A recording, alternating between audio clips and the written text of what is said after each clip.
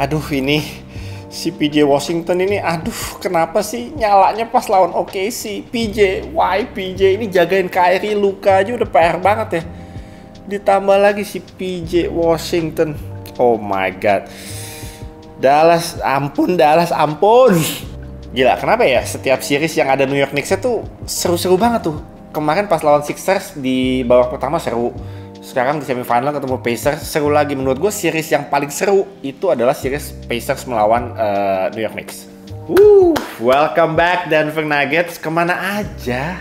Kangen loh kita, asli. Kemarin nonton Denver Nuggets ya berasa kayak nonton Denver Nuggets ketika mereka jadi champion tahun lalu. Mainnya lebih agresif, Nikola Jokic mainnya mau ngapa-ngapain juga enak, set play-nya jalan semua. Hey, welcome back Nuggets. Setelah kalah di game kedua kemarin di TD Garden, ajaib memang.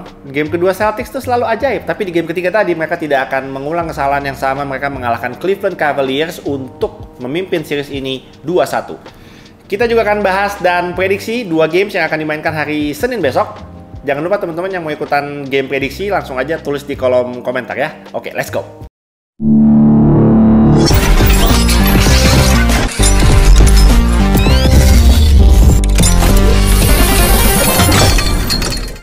Ngobrol NBA episode 132. Sekarang sudah hari Minggu, kemarin sesuai janji gue akan sempetin banget bikin episode kali ini untuk game prediksi besok. Pastinya sekarang sudah jam 8.50 malam, jadi kita singkat-singkat aja biar nanti nggak kemalaman naiknya ke YouTube ya. Oke, hari Sabtu kemarin ada 2 game. Hari Minggu ada 2 game. Kita bahas singkat-singkat aja. Hari Sabtu itu Nuggets lawan Timberwolves. Hari dimana untuk pertama kalinya saya memilih Timberwolves dan akhirnya Nuggets yang menang. Ini series yang gue jinxnya kuat sekali ini. Every time I pick the Nuggets, the Timberwolves win. Every time kemarin coba sekali, oke, let's go with the T-Wolves. The Nuggets won. Oh my god. Asik kemarin nonton Denver Nuggets, gue langsung tulis di IG kemarin setelah game selesai, man. Kangen gue ngeliat Denver Nuggets mainnya kayak gitu. Kok di game 1, game kedua nggak begitu. Kelihatan banget didikte sama Minnesota Timberwolves. Mereka kalah agresif, mereka kalah dalam hal physicality. Lemes game 1, game kedua Nuggets lemes. Mike Malone juga bingung. Semua mau adjustment seperti apa, di counter langsung sama Minnesota Timberwolves. Kelihatan mereka Minnesota Timberwolves tuh lebih agresif, lebih pengen ngototnya dapat, lebih pengen menang di game 1 dan game kedua dan menunjukkan bahwa mereka adalah tim yang lebih superior dan gak takut melawan defending champion. Itu di game 1 dan game kedua. Tapi di game ketiga lain cerita kemarin. Semua pemain-pemain Nuggets menurut gue mainnya jauh lebih baik dan set play-nya jalan. Di game 1, game 2 mau set play kayak apa selalu dikerubutin. Kemarin set play jalan. The spacing is much better. Spacing lebih bagus. Kemarin Nikola Jokic berapa poin nih kita cek ya. Nikola Jokic setelah dianugerahi dengan lagi-lagi menjadi MVP. Kemarin dia 24 poin, 14 rebound, 9 assist, nggak triple double ya. 9 assist, 3 steal, 3 block. Statistik yang absurd ala Jokic akhirnya kembali lagi. Jamal Murray asik 24 points, Michael Porter Jr. 21 points. Jadi kombinasi antara 3 pemain itu, Jokic, Jamal Murray, Michael Porter Jr. ini kalau gue jumlahin ya, poinnya 69. Memang butuh seperti itu. Kalau enggak Denver Nuggets nggak akan kemana-mana. Bertiga tuh. Kalau Aaron Gordon, KCP itu, kalau Aaron Gordon misalnya ya, kalau dia bisa nge-score banyak menurut gue itu bonus banget. Dia lebih dia lebih dibutuhkan sebenarnya untuk defense, untuk bermain two man game dengan Nikola Jokic yang udah paham lah kapan harus ngelob ke Aaron Gordon tuh udah paham. Udah pakai earpiece dia. Udah bukan telepati, pakai earpiece. Udah tahu momen timingnya itu udah gokil lah kalau ngeliat mereka berdua tuh. Jokic, Aaron Gordon itu gokil. KCP juga sama. Sebenarnya yang dibutuhkan untuk bisa mencetak angka secara konsisten di atas 20 poin untuk Nuggets menurut gue 3 pemain. MPJ, Jamal Murray sama of course Nikola Jokic. Kalau 3 itu di atas 20 poin gitu pasti pasti energinya nular ke semua pemain-pemain lain, sampai ke Christian Brown, sampai ke Justin Holiday. Menurut gue sampai bench pressnya semua paling nggak mainnya lebih niat gitu, karena mereka tahu tuh bertiga tuh MPJ, Jokic sama Jamal Murray mainnya lagi bagus, pasti nular ke semua pemain yang lain. Dan itu terjadi di game ketiga kemarin. Gue rasa dari sejak quarter 2 kalau gue nggak salah ingat, di quarter 2 mereka udah benar-benar memegang kendali lah. T-Wolves kayak udah kaget kayaknya ya. T-Wolves tuh mungkin kaget ya. Udah pede kayaknya. Mereka saking pedenya nih, udah leading 2-0 main di kandang, kirain bisa 3-0 gitu kan. Soalnya udah banyak tuh di IG yang bilang bahwa the defending champion sebentar lagi akan dikena sweep. Udah banyak yang nge-roasting Nuggets lah intinya. Tapi ternyata Nuggets sabar dulu T-Wolves dan fans-fansnya, sabar dulu. Kami tidak takut. Itu ditunjukkan sama semua pemain Nuggets menurut gue di game ketiga. I don't know, energinya berbeda, mentalitinya berbeda. Gue mungkin mikir ini Nuggets apa mentalitasnya sekarang kayak berasa jadi underdog ya di series ini ya. Bahaya mungkin kalau mereka jadi punya underdog mentality-nya keluar gitu ya, jadi lebih agresif mainnya. Asik banget. Gue kemarin nulis di IG, gue bilang bahwa Minnesota Timberwolves harus bermain lebih bagus besok di game keempat, karena kalau sampai mereka membiarkan series ini menjadi 2-2 itu sama aja ngasih death wish, sama aja kayak ngasih udah malah petaka lah buat mereka, buat T-Wolves kalau sampai besok Nuggets bisa menyamakan series ini menjadi 2-2. Itu sama aja death wish bro, death wish. Ya we'll see apa yang akan terjadi besok. Nanti kita akan prediksi juga di belakang. Tapi tidak ada yang sweep ya, tidak ada sweep. Lanjut lagi game kedua di hari Sabtu itu, Knicks lawan Pacers. Itu seru banget. Gue habis lari paginya gue lari 5K, ada event. Habis itu pulang sempet banget nonton di quarter 4 lagi seru-serunya. Pas Jalen Brunson 3 point, akhirnya skornya sama 106 kalau nggak salah skornya. Intinya di game itu yang keren memang si Andrew Nembhard itu sebelum daggernya dia di terakhir itu yang masuk, yang menjadi penentu kemenangannya Pacers. Sebelumnya itu dia shootingnya bapuk banget sebenarnya. Nggak ada yang masuk. Dikasih enak di corner, di kick out ke corner, udah open enak, nembaknya nggak masuk. Ada beberapa kali dia dapat clean look sebenarnya, udah nggak dijaga tuh, tapi nggak masuk. Di saat dia harus create something dengan shot clock yang tinggal tersisa 5 detik, di passing si Hallie udah di double, dia passing ke kiri, ada Nembhard dijaganya sama Brunson, kalau nggak salah dijaga sama Brunson.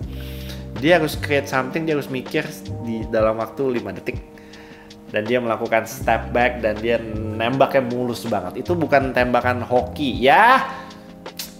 Iya pasti ada faktor hokinya lah, karena dia sebelumnya juga nembaknya nggak masuk-masuk. Tapi jangan dibilang itu Pacers menangnya hoki juga, jangan. Itu memang hasil dari latihan nembak beratus ribu kali sebenarnya. Jadi di momen sepenting itu, saat dia tahu bahwa sebelumnya dia nembak juga nggak ada yang masuk, akurasinya rendah lah ya, tapi di momen seperti itu dia nggak takut dan dia tetap nembak dengan pede, and the ball went in. Dan bolanya masuk. Dan itu tembakan yang menjadi penentu kemenangan buat Indiana Pacers. Karena di possession setelah itu, Jalen Brunson berusaha melakukan foul hunting, tapi nggak di-call sama wasit. Ya, gue nggak tahu apakah itu keputusan yang tepat untuk melakukan foul hunting dan berharap wasit memberikan dia free throw 3 kali. Menurut gue mungkin di possession itu harusnya New York Knicks bisa menjalankan play yang lebih bagus daripada itu sebenarnya, karena masih punya waktu juga kok. Ya gue sih melihatnya gini ya, gue melihatnya Knicks itu udah underman, udah short handed banget bro. Udah nggak ada OG, nggak ada Mitchell Robinson, nggak ada Julius Randle dari kapan tahu, nggak ada Bojan Bogdanovic. Ya kemarin Alec Burks masuk, tapi dia kontribusinya lumayan tuh Alec Burks tuh. pemain-pemain yang menurut gue bisa kasih impact yang gede. Mitchell Robinson, interior defense, rim protector, OG Anunoby, perimeter defense, tugas buat ngejaga pemain terbaik lawan dan lain-lain. Nggak ada itu kemarin. Jadi menurut gue nggak ada alasan kalau Pacers nggak bisa menangin game itu gitu dengan squad yang ada mereka punya. Of the best, masih ada TJ McConnell, masih ada Obi Toppin dan lain-lain. Knicks itu udah bener-bener ngeforsir starting five mereka pemainnya udah kurang banyak gitu. Jadi kalau gue jadi Indiana Pacers, man, mereka harus menang. Knicks ini udah starting five-nya juga udah ngap, ini dipaksa mulu dengan bermain heavy minutes ya. Di atas 45 menit semua itu, Hartenstein dan lain-lain. Menurut gue udah lama-lama at some point mereka bakal ngap lah, bahasa gampangnya ngap lah, udah jadi pemain Knicks tuh sekarang udah ngap lah. Untungnya emang semangatnya tuh pemain-pemain ini memang semangatnya luar biasa sih. Josh Hart, DiVincenzo sih gila main di playoff kali ini sih gila. Pasti fans-fansnya Warriors pada kangen kayaknya sama DiVincenzo ya. Emang istri gue kan ngefans banget ya sama DiVincenzo ya. Dia ngumpulin kartunya, dia ngefans sekali. Nggak salah istri gue ngefans sama DiVincenzo. Kartunya naik semua harganya, naiknya wih. Kemarin cek harga, yang tadinya misalnya gue beli harganya kemarin waktu udah lama tuh masih cuma 200 ribuan gitu ya, ada tanda tangannya gitu. Murah tuh dulu tanda tangan di DiVincenzo 200 ribuan. Kemarin gue lihat harganya udah hampir 1 juta, udah ada yang 2 juta. Lumayan kan, dari 200 ribu jadi 2 juta, naiknya 10 kali lipat, lumayan. Kalau gue jualin sih semuanya kartu DiVincenzo sih bisa beli apartemen kayaknya. Banyak sih, kartunya banyak banget. Yang rookie-rookinya dia di Milwaukee Bucks banyak. Ya begitu. Kalau buat Pacers sih menurut gue mereka harus bisa mengambil keuntungan dari absennya, cederanya pemain-pemain New York Knicks ini gitu, dengan bermain lebih baik dan lebih agresif. Menurut gue satu hal yang sangat gue salut dari New York Knicks adalah fighting spiritnya gitu. They just never quit. Lu mau hantem mereka kayak gimana, mereka bakal hantem lu balik. Dengan pemain-pemain yang tersisa di lapangan, itu yang gue salut dari pemain-pemain New York Knicks, terutama yang masih sanggup main ini, salut gue. Haley kemarin di game ke-3 menjadi leading scorer kayak dengan 35 points, 4 rebound, 7 assist, 2 steal. Siakam 26 points, Miles Turner 21 poin. Aaron Nesmith bagus. Andrew Nembhard tuh cuma 5 poin. Asli cuma 5 poin. Dia nembak 1 dari 7. Sebelum Dagger 3 poinnya itu 1 dari 7 cuma masuknya. Tapi ya itulah mental, emang ya itu ngetes mental sih lo. Kalau lo benar-benar mental lo udah grogi gitu-gitu, udah jadi shot clock violation bisa tuh pada saat itu. Tapi dia tetap bisa nembak dengan pede, keren. Oke, di tadi game antara OKC Thunder dan Dallas Mavericks itu gue karena game jam 2:30 pagi dan gue baru abis selesai acara semalam nonton konsernya Gigi di acara reuni alumni sekolah gue Canisius.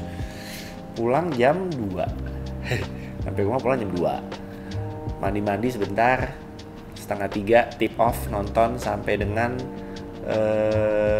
quarter 2 ya, sampai dengan quarter 2 dan gue ketiduran, asli ketiduran, posisi udah ngefly, ketiduran. Akhirnya tadi bangun pagi cuma ngelihat skor akhirnya 105-101 ya, lemes tadi pagi sempet yang gue mikir kenapa ini bisa kalah, dan gue nonton highlightsnya memang lagi-lagi kena lagi sama PJ Washington. PJ Washington kemarin di game kedua dia 29 points, menjadi top scorer tuh berdua sama Luka juga 29 poin. Hari ini dia jadi top scorer lagi 27 poin. Ajaib memang. PJ Washington ini ajaib main di series lawan Clippers ini biasa-biasa aja. Di series lawan Thunder kenapa begini?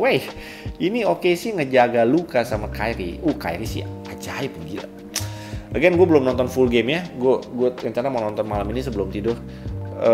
Tapi dari highlight ya gue liat Kyrie man. Oh my god, Kyrie gila. Tadi dia floater yang pakai kiri itu yang terakhir bikin skor jadi 114-109 ya kalau nggak salah. Floater kiri itu udah ajaib men. Handle-nya udah susah banget buat di steal. Speed, footwork dan lain-lain. Oh my god, Kyrie PR banget ya udah. Kalau Kyrie jagain Kyrie, Luka aja udah PR. Ini ditambah PJ Washington mainnya kayak begitu. Ampun deh. Saya sudah di titik dimana tadinya mau optimis pokoknya, mau bagaimana pun optimis. Tapi memang dari sejak awal gue menganggap Thunder yang jadi underdog di series ini karena kita memang tidak punya pengalaman.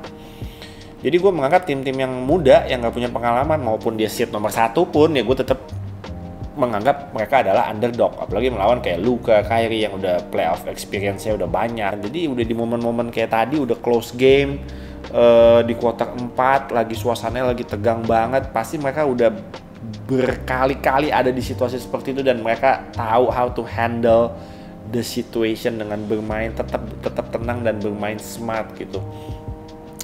Ya oke sih mainnya nggak jelek sebenarnya. Kalau tadi lihat highlightnya, oke sih mainnya nggak jelek. Mereka sempat leading 10 poin tapi dikejar. Di PJ Washington kuprat. Aduh ampun deh, tapi keren. Mavs keren banget.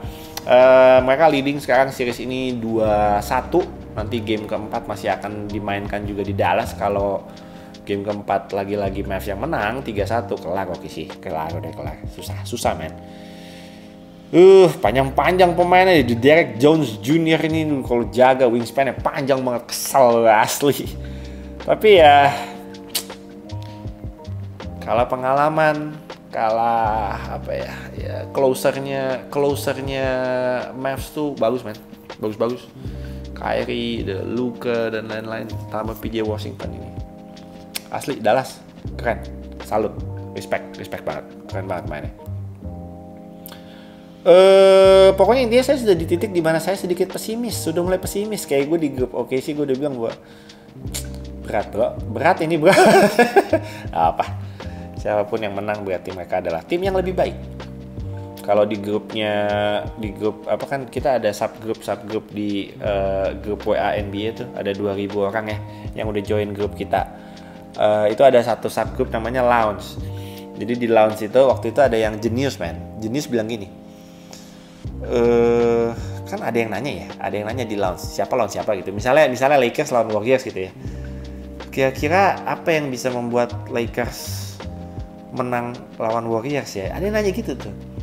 Terus ada yang dengan sangat jeniusnya menjawab gini, Lakers bisa menang lawan Warriors kalau mereka nge-score lebih banyak daripada Warriors. Benar loh, itu nggak salah loh. Intinya kan lo kalau menang kan lo harus nge-score lebih banyak daripada lawan lo. Bener itu. Ajaib, analisis yang jenius. Saya akan mencoba mempergunakan analisa itu untuk nanti kalau saya lagi live siaran di TV. Mas Cyril, kira-kira apa yang bisa membuat OKC comeback dan membuat series ini menjadi 2-2 di game keempat melawan Dallas? Gue akan menjawab, OKC harus skor lebih banyak daripada Dallas di game keempat. Bagus ya. Jenius.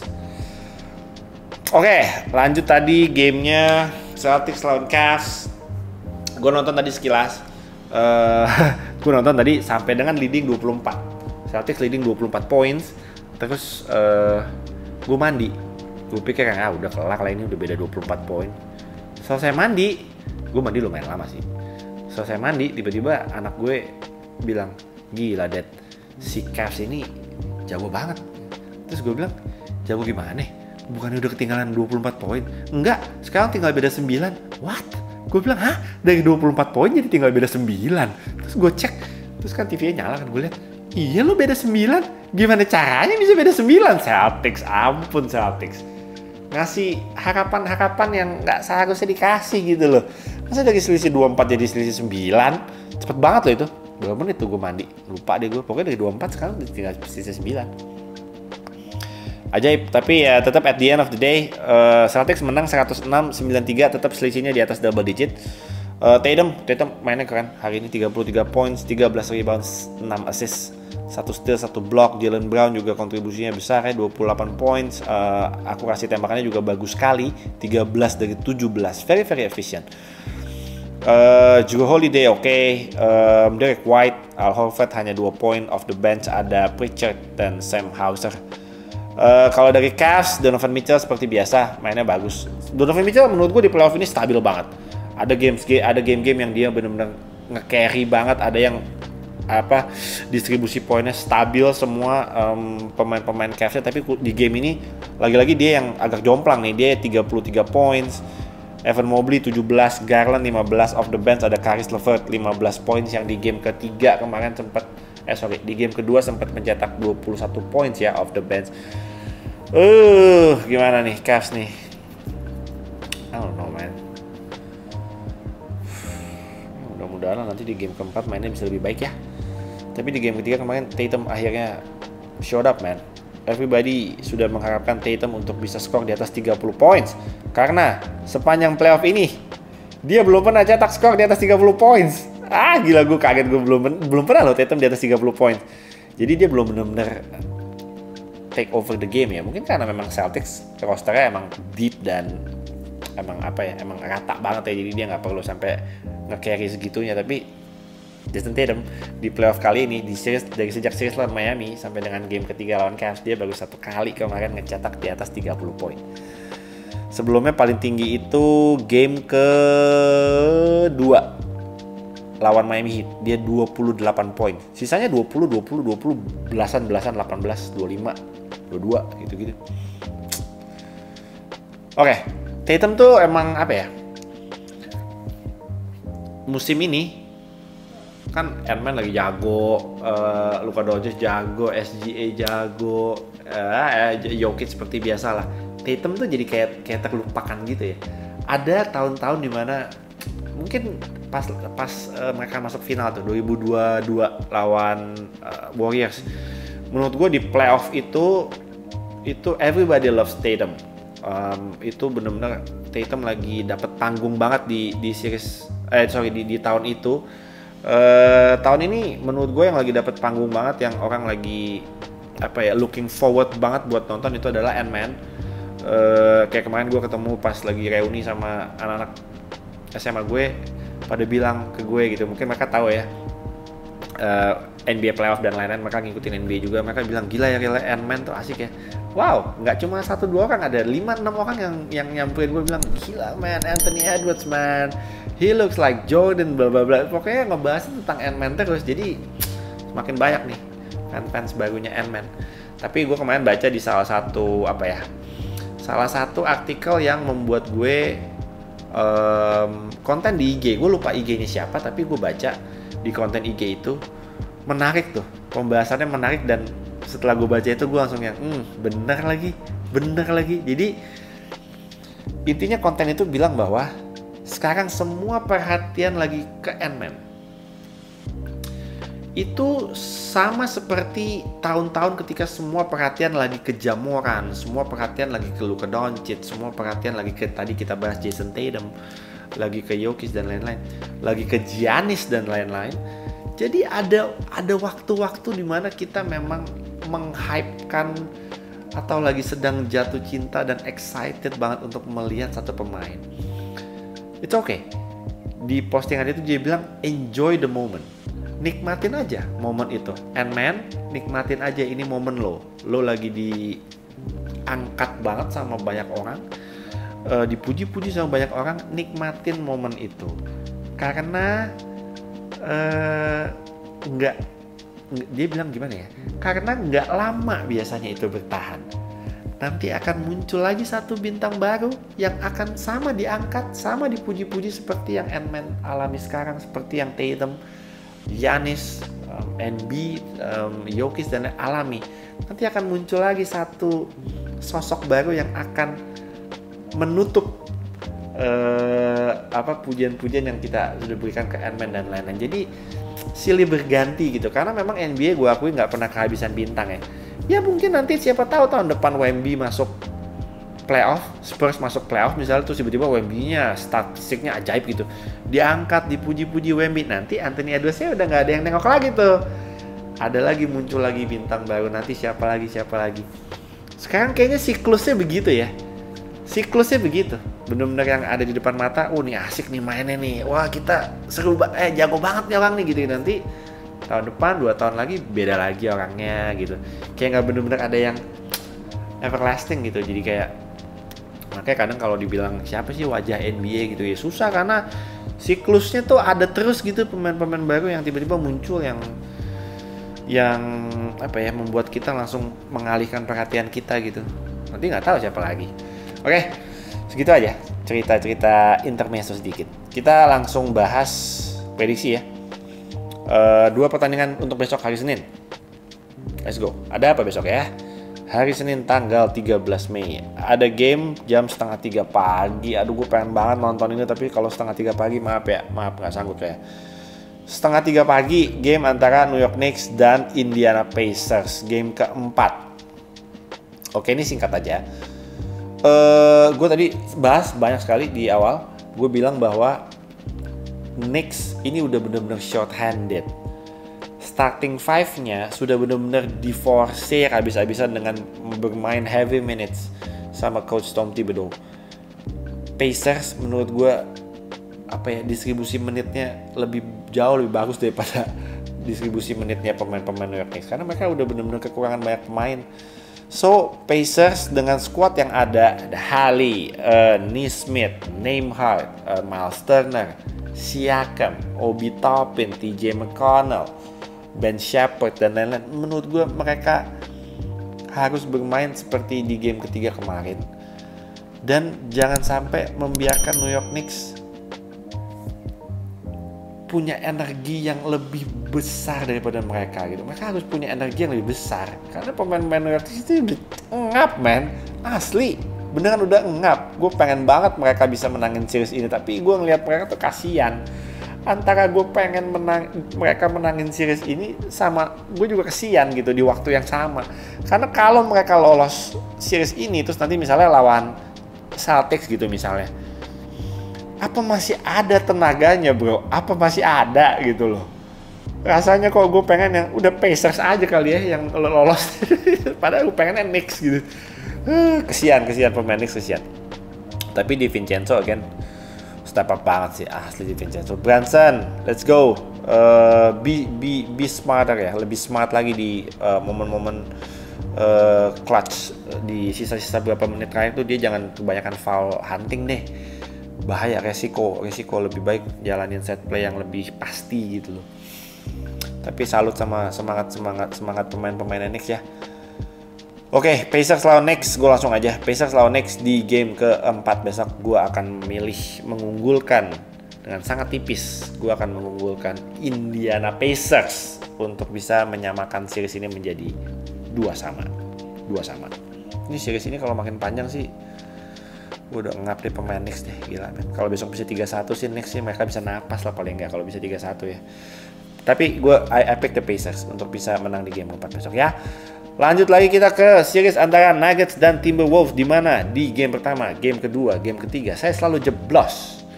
Siapapun yang saya pilih di series ini, siapapun yang saya pilih, yang menang lah adalah kebalikannya. Gak jodoh saya sama Nuggets dan Timberwolves, gak jodoh asli. Kemarin ngetes Timberwolves, yang menang Nuggets. Kita tes ya, coba kita tes. Kalau sampai beneran besok game keempat pilihan saya dan yang menang adalah kebalikannya, fix gue gak jodoh di series ini. Dan bisa dibilang yang saya pilih berarti yang menang adalah pasti kebalikannya. Kita tes besok ya, kita tes besok sekali. Game keempat Nuggets dan Timberwolves, kita tes apakah tren jinx di series ini masih akan terus berlanjut.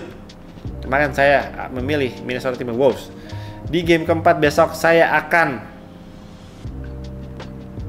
memilih Denver Nuggets. Feeling gue mengatakan go pick the Nuggets. Go pick the Nuggets. Jadi kalau tren kebalikan ini berlanjut, besok yang menang T-Wolves nih harusnya. Besok yang menang T-Wolves karena gue pilih Nuggets. Jadi kita lihat ya, apakah tren saya bisa dipatahkan atau masih terus berlanjut. Game keempat, saya memilih Denver Nuggets untuk bisa menyamakan series ini menjadi 2-2. Dan pasti semua orang akan bilang bahwa the defending champion is back. The defending champion is back. We'll see. Panik cuy, kalau sampai 2-2 sih. Kalau gue jadi T-Wolves sih panik man. Karena the next 3 games itu 2 gamenya mainnya di Ball Arena di Denver. Jadi besok nih T-Wolves jangan main-main. Kalau mereka mau paling tidak paling tidak bisa sedikit lega lah gitu ya, besok harus menang T-Wolves. Besok harus menang 3-1. Kalau 3-1 sedikit lega lah. Kalau besok 2-2, dead twist bro. Oke, kita coba ya trennya ya, apakah masih berlanjut. Kita besok akan memilih Denver Nuggets untuk bisa menang di game keempat. Untuk Menteng Thunder kemarin prediksinya 4 game, benar 2, jeblos 2. Jadi rekornya sampai dengan hari ini adalah kemarin 38-19. Berarti 40 kali benar, 21 kali salah. 40 kali benar, 21 kali salah. Berarti 40 kali benar dari total 61 game. Berarti 40 per 61. Kalau di persentase berarti 65,5. 66 lah. 66%. Aku kasih keberhasilannya. Oke lah, 66% not bad. Oke, segitu aja ya episode 132. Good luck teman-teman, jangan lupa yang mau ikutan prediksi atau yang baru mau mulai ikutan prediksi langsung aja gas di kolom komentar, ikutin template seperti yang komentar yang gue pin di baris pertama komen section. Ikutin templatenya supaya teman kita, sahabat kita Nico yang membantu gue sepanjang playoff ini sampai NBA Finals nanti bisa menginput data di klasemen dengan mudah. Thank you Nico ya. Nick, setengah jalan lagi kita kelar Nick. Sabar ya Nick ya. Mudah-mudahan lancar-lancar sampai dengan NBA Finals nanti. Untuk yang masih bermain prediksi sampai sekarang, gue cek masih ada 100-an lebih. Jadi good luck buat teman-teman. Semangat, jangan kendor, jangan ada yang bolong. Kita selesaikan sampai NBA Finals nanti ya. Oke, segitu aja. Thank you guys for watching. Kita akan ketemu lagi di Ngobrolin NBA episode 133 besok, hari Senin. Thank you guys for watching. I'm out.